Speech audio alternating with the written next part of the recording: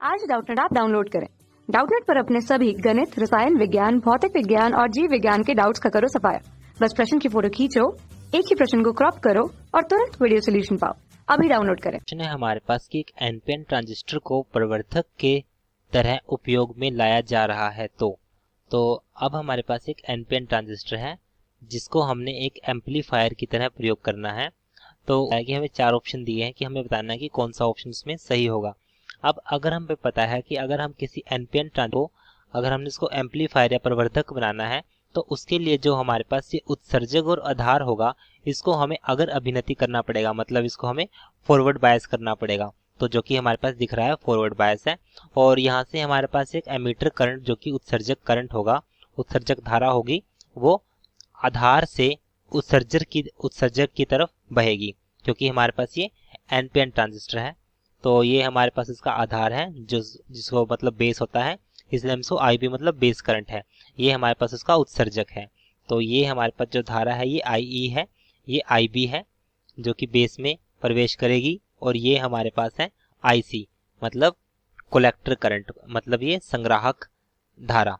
तो यहाँ से हमें पता है कि अगर हमारे पास धारा अगर इस दिशा में हो, मान लीजिए ये हमारे पास धारा के लिए ये धारा की दिशा है, तो जो हमारे पास इलेक्ट्रॉन होंगे वो हमेशा धारा से विपरीत दिशा में बहते हैं। तो अब हमें चेक करना है कि हमारे पास कौन सा ऑप्शन ठीक है। पहला ऑप्शन बोला है इलेक्ट्रॉन आधार से संग्राहक की ओर चलते हैं, इलेक्ट्रॉन आधार से संग्राहक की ओर चलते हैं। परंतु हम चित्र में देख सकते हैं कि जो हमारे पास अगर देखा जाए तो हमारे पास जो धारा है, धारा वो कहाँ से कहाँ गई हुई है। यहाँ से हमारे पास जो आधार करंट है वो भी हमारे पास उत्सर्जक की तरफ बह रहा है, और जो आईसी करंट है या संग्राहक करंट है वो भी हमारे पास आ रहा है।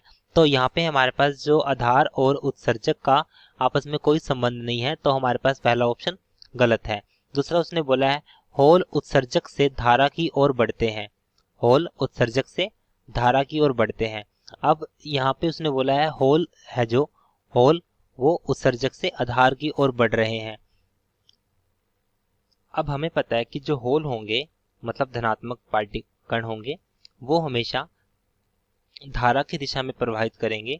तो यहाँ पे इसने बोला है होल उत्सर्जक से आधार की ओर बढ़ रहे हैं, परंतु यहाँ पे हमने देखा कि जो धारा है वो आधार से उत्सर्जक की तरफ है, तो इसलिए जो हमारे पास होल होंगे वो आधार से उत्सर्जक की तरफ बढ़ेंगे, परंतु ये उसने गलत दिया हुआ है। तो ये ऑप्शन भी हमारे पास गलत है। अब हम बात करते हैं तीसरे ऑप्शन की। होल आधार से उत्सर्जक की ओर चलते हैं, होल आधार से उत्सर्जक की ओर चलते हैं। तो यहाँ पे हमने पाया कि हमारे पास जो धारा है वो आधार से उत्सर्जक की तरफ है, तो मतलब ये जो हमारे पास ऑप्शन है ये सही होगा क्योंकि जो होल है वो आधार से उत्सर्जक की तरफ चल रहे हैं और जो धारा है वो भी वहीं पे प्रवाहित हो रही है। तो ये हमारे पास ऑप्शन सही है। अब इसने चौथा ऑप्शन हमसे बोला इलेक्ट्रॉन उत्सर्जक से आधार की ओर चलते हैं। इलेक्ट्रॉन उत्सर्जक हमारे पास क्या है, ये बिंदु मतलब एमीटर, और ये हमारे पास है आधार। तो ये ऑप्शन भी हमारे पास सही होगा कि जो इलेक्ट्रॉन है वो उत्सर्जक से आधार की ओर चलते हैं, क्योंकि जो हमारे पास जो इलेक्ट्रॉन का गति होगी वो धारा की विपरीत दिशा में होगी। तो यहाँ से जो इसकी दिशा होगी वो विपरीत दिशा में होगी। तो हमारे पास चौथा ऑप्शन भी सही है, इलेक्ट्रॉन उत्सर्जक से आधार की ओर चलते हैं। कक्षा 6 से 12वीं से लेकर नीट, IIT, JEE वो एडवांस के लेवल तक 1 करोड़ से ज्यादा छात्रों का भरोसा। आज ही डाउनलोड करें डाउटनेट ऐप या व्हाट्सएप करें अपने सारे डाउट्स 8400 400 400 पर।